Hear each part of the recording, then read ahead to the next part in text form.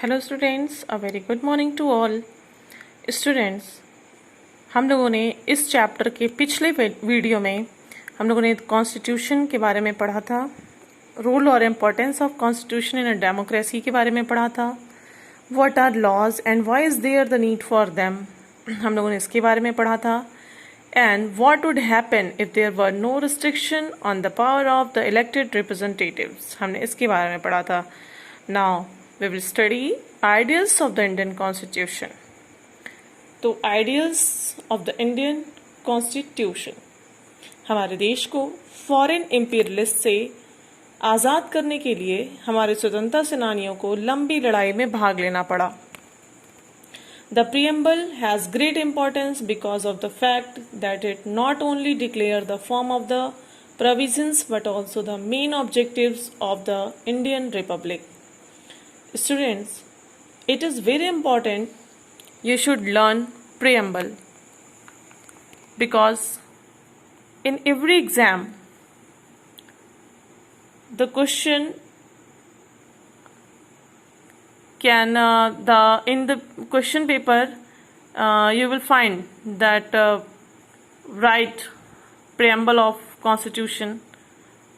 Okay, so you have to learn it. It is very important for you. Now we will talk about basic or key features of the Indian Constitution. Basic or key features of the Indian Constitution.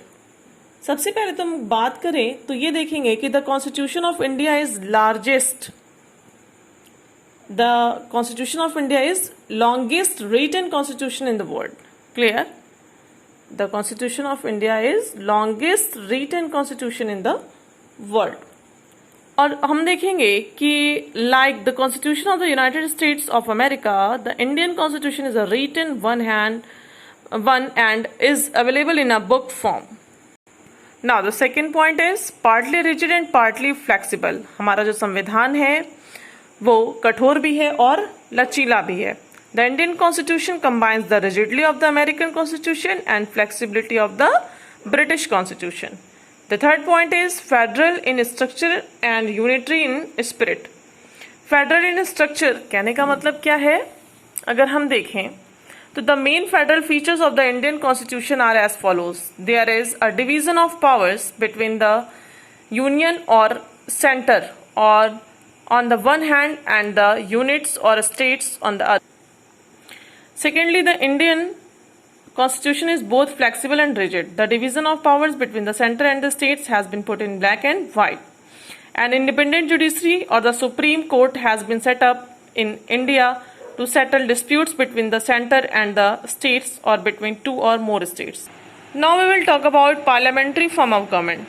Some of the chief features of parliamentary form of government as established in England are: in a parliamentary form of government, the executive is in constant touch with the legislature. It is rather a part of the legislature. The member of the cabinet or the council of ministers are also members of the parliament. In a parliamentary form of government, the real powers lie with the prime minister, while the president, as in India, or the king or queen, as in England, is only a nominal head of the state. Again, in a parliamentary form of government, the ministers are responsible to prime minister as well as to the legislature or the parliament. The next is separation of powers. Indian Constitution has special provisions for separation of powers among the different organs of the state. Now, 6 is a secular state. The Indian Constitution has declared India to be a secular state where all the citizens enjoy equal rights irrespective of their caste, color, creed, religion or sex. Now the 7th is a welfare state. The Indian Constitution has laid down several directive principles of state policy with the main aim of guiding the government to strive more and more the welfare of the people. It is the fundamental rights of the citizens. Among these rights, the most important are those of equality, liberty, freedom of religion, cultural and educational rights, right against exploitation, right to constitutional remedies, and right to education. Latest. These rights are inviolable and are binding both on the legislature and the executive. Now we will talk about the ninth point is directive principle of state policy. इस policy का main aim क्या है? Their aim is to secure economic and social justice to all the people. Second, they try to secure economic and social equality for all the people.